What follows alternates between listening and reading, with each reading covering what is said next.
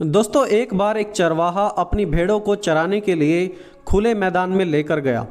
जब सभी भेड़ें वहां मैदान में घास चर रही थी तो एक भेड़ अपने चरवाहा से बिल्कुल नाखुश थी।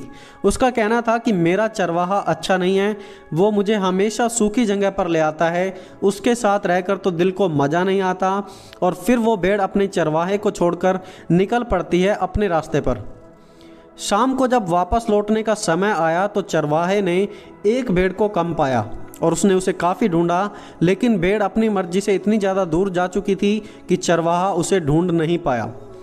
इस घटना के तकरीबन 2 साल बाद चरवाहा जब एक दिन अपनी भेड़ों को एक पहाड़ी पर चरा रहा था तो उसकी नज़र एक गुफा में पड़ी। उसने पास जाकर देखा कि उस गुफा में वही भेड़ थी जो करीब 2 साल पहले झुंड से गायब हो गई थी। जब चरवाहे ने भेड़ को ध्यान से देखा तो उसे रोना आ गया, क्योंकि भेड़ की हालत बहुत ही ज़्यादा ख़राब थी। उसके बाल इतने ज़्यादा बढ़ चुके थे जिसके कारण उसके शरीर का वेट डबल हो गया था, और इतना ज़्यादा बोझ होने के कारण ना ही वो भेड़ चल पा रही थी और ना ही अच्छे से कुछ देख पा रही थी, सिर्फ अपने ही बोझ में फंसी और दबी जा रही थी। दोस्तों, ऐसा हमारे साथ कितनी बार होता है जब हम भी उस भेड़ की तरह परमेश्वर को छोड़कर चले जाते हैं। हम सिर्फ कंप्लेंट करते हैं परमेश्वर से कि प्रभु आपने मेरी दुआ नहीं सुनी, आपने मेरे परिवार को आशीष नहीं दी, आपने मेरे जीवन में कुछ भी अच्छा और भला नहीं किया, और फिर हम अपने अपने रास्ते पर निकल जाते हैं। देखिए, परमेश्वर से दूर जाने पर परमेश्वर का कोई भी नुकसान नहीं है, पर नुकसान तो आपको उठाना पड़ता है, हमें उठाना पड़ता है। मैं एक बार फिर से कहूँगा, परमेश्वर से दूर जाने पर परमेश्वर का कोई नुकसान नहीं है, पर नुकसान हमारा है। परमेश्वर से दूर जाकर हम सिर्फ और सिर्फ बोझ को बढ़ाते हैं, उसे कभी हल्का नहीं कर सकते। प्रभु यीशु ने कहा, हे सब परिश्रम करने वालों और बोझ से दबे हुए लोगों, मेरे पास आओ, मैं तुम्हें विश्राम दूंगा। लूका 15 अध्याय में उड़ाऊ पुत्र की कहानी भी इसी बात को प्रूव करती है कि हम अपने पिता से, परमेश्वर से दूर होकर कभी भी सुरक्षित नहीं रह सकते। उड़ाऊ पुत्र भी अपना हिस्सा लेकर दूसरे देश में चला गया था। पिता के बिना पहले तो खूब मौज मस्ती की, खूब अयाशी की, लेकिन जब कठिन समय आया तो कोई उसकी मदद करने वाला नहीं था उसके पिता के अलावा। आखिरकार वो पिता के पास वापस ही आता है और पिता के पास आकर ही प्यार, शांति और सुरक्षा को पाता है।